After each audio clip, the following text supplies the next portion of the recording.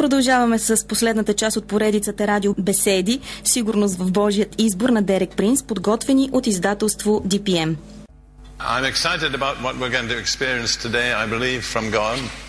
But this morning... Радвам се да бъдем заедно отново. Днес ще продължа и ще завърша темата, която изучаваме – сигурност в Божия избор. Надявам се да ви е помогнала и вдъхновила. Ако е така, моля ви, отделете време да ни пишете, дори и да е с кратка бележка. Преди да завършим днес, ще ви дадем пощенски адрес, на който можете да пишете. За нас означава много да чуем как това радиослужение ви е помогнало и благословило, затова моля ви, пишете още днес. Сега да се върнем на темата – сигурност в Божия избор. Досега проследихме Божия план за нашия живот от вечността, през времето и пак във вечността и видяхме, че той се разгръща в 7 последователни етапа. Вече разгледахме първите 6 етапа и ще ги повторя накратко. Първите 3 етапа във вечността още преди началото на времето са: първо, Бог е предузнал; второ, Той ни е избрал; трето, Той ни е предопределил. Четвъртият етап се появява във вечността и преминава във времето. Бог ни е призовал. И когато откликнем по правилния начин на Божия призив, тогава 5-тият етап е Бог ни спасява. И 6-тият етап, след като се спасим, ние биваме оправдани. Днес ще разгледаме 7-я и последен етап – прославени. Павел казва: които оправда, тях и прослави. Той не спира, когато Бог ни спасява, не спира и когато Бог ни оправдава, а продължава до факта, че Бог ни прославя. Много е важно да видим, че всичките глаголи са в минало време. Вие вярвате, че Бог ви е спасил, това е чудесно. Може и да вярвате, че въз основа на същото писание Бог ви е оправдал. И ако може да повярвате, че Бог ви е оправдал, то въз основа на същото това слово от Библията можете да вярвате, че Бог ви е прославил. Не го отлагайте за в бъдещето. Има нещо прекрасно напред в бъдещето, но прославянето е за нас сега, тук, във времето и в този живот. Виждате, че спасението води до оправдание и оправданието води до прославяне. Миналия път дадох определение на думата оправдание. Обобщих го с любимата ми фраза. Да бъдеш оправдан означава, че аз, все едно, че никога не съм съгрешил. Собствената праведност на Бога е дадена на мен като дар въз основа на вярата ми в Христос. Как да определим прославен или прославене? Бих казал, че да бъдеш прославен или да влезеш в прославене означава да споделиш Христовата слава с Него. И преди Исус да отиде на кръста, молейки се пророчески на Отец, Той казва на учениците си: славата, която Ти ме даде, аз я дадох на тях. Забележете, това няма да се случи в бъдещето, а вече се е случило. Това е станало възможно чрез Неговата жертвена смърт и триумфално възкресение.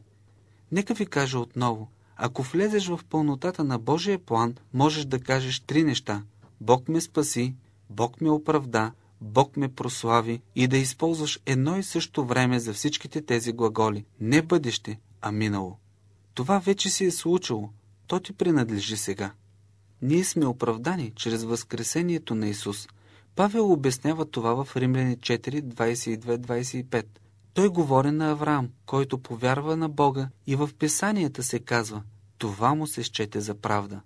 После продължава: затова му се вмени за правда. Това пък, че му се вмени за правда на Авраам, не се написа само за него, но и за нас, на които ще се вменява за правда, тъй като вярваме в този, който е възкресил от мъртвите Исуса, нашия Господ, който биде предаден за прегрешенията ни и биде възкресен за оправданието ни. Исус умря, за да плати наказанието за нашите грехове, но когато Той възкръсна от мъртвите, това беше за да ни даде оправдание. Вижте, когато Бог възкреси Исус от мъртвите, Той промени присъдите на 2 човешки съда – светския римски съд и религиозния еврейски съд. И двата бяха обявили Исус достоен за смърт и видяхме, че Той бе екзекутиран. Но на 3-тия ден, когато камъкът беше отвален, когато Бог върна Исус от мъртвите и го изведе от гроба, Бог обърна тези 2 човешки присъди. И каза нещо такова: това наистина е моя син. Този наистина е обещаният Месия. В него не се намери грях. Той е напълно праведен. Не може да бъде държан с веригите на смъртта. И така, възкресението доказа праведността на Исус. Но то доказа и нашата праведност, защото нашата вина беше прехвърлена на Исус и Той умря поради нашата вина. Но като повярвахме в Него, тогава Неговата праведност съответно не се вмени на нас. И тъй като Той бе оправдан чрез възкресението, и ние сме оправдани, оневинени поради Неговото възкресение. Но Бог не спира с нас, с възкресението. Той ни отвежда отвъд възкресението, при възнесението, и чрез възнесението ние не само сме оправдани, но сме и прославени. Нека ви кажа отново, ние сме оправдани чрез възкресението на Исус и сме прославени чрез възнесението на Исус. Павел го казва много ясно в Ефесяни 2:4-6. Бог, обаче, който е богат с милост, поради голямата любов, с която ни възлюби, даже когато бяхме мъртви чрез престъпленията си, съживи ни заедно с Христа. По благодат сме спасени, като ни възкреси, тури ни да седим с Него в небесните места в Христа Исуса. Забележете, има 3 неща, които Бог направи, и всички те са в минало време. Той ни съживи заедно с Христос, възкреси ни с Христос, но не спирайте до тук. Той ни прослави с Него в небесни места. Кое е мястото, на което седи Исус?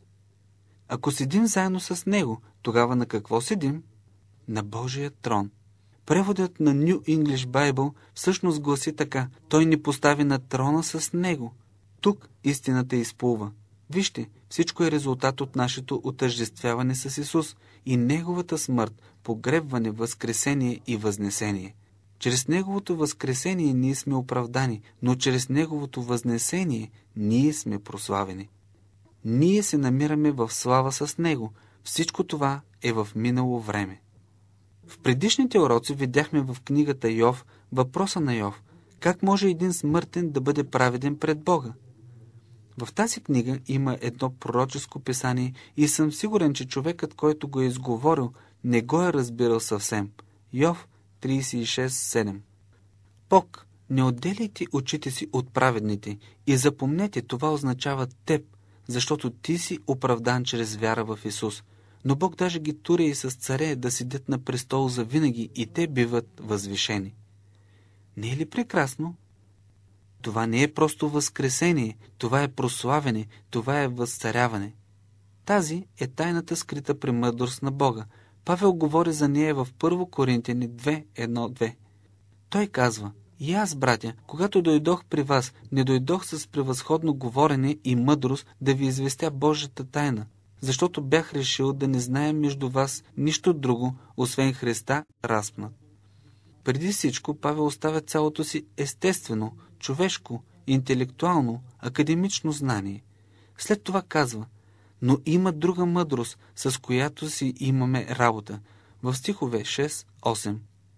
Обаче, ние получаваме мъдрост между съвършенните, ала не мъдрост от този век, нито от властниците на този век, които преминават, но получаваме Божията тайнствена мъдрост, която е била скрита. Прекрасна фраза. Тайнствена мъдрост, която е била скрита. Искате ли да я разберете? Която е била предопределена от Бога преди вековете да ни докарва слава. Забележете това. Преди началото на времето Бог е имал този чудесен план от 7 фази и последната е прославяне, но то идва чрез тайната скрита премъдрост на Бога.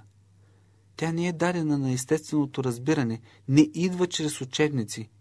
Идва чрез какво? Чрез кръста. Чрез познаване на Исус Христос и то разпнат. Кръстът е единствената врата към тази тайна скрита мъдрост на Бога. Ключът е идентифициране. Исус отъждестви себе си с нас в нашата вина и плати наказанието. След това, когато повярваме, че сме идентифицирани с Него в Неговата смърт, погребение, възкресение и възнесение, ние влизаме в славата с Него.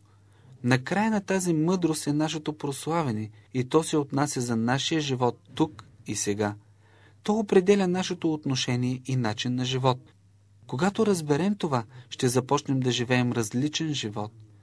Павел казва това на колосяните в Колосяни 3:1-4. И тъй, ако сте били възкресени заедно с Христа, търсете това, което е горе, гдето седи Христос отдясно на Бога. Мислете за горното, а не за земното, защото умряхме и животът ви е скрит с Христа в Бога. Сигурно си спомните, че ви обещах място на пълна сигурност в Бога. Това е. Вие умряхте. Когато Исус умря на кръста, това сложи край на целия стар живот на грях. Сега вие сте възкресени с Него и вие сте възцарени с Него.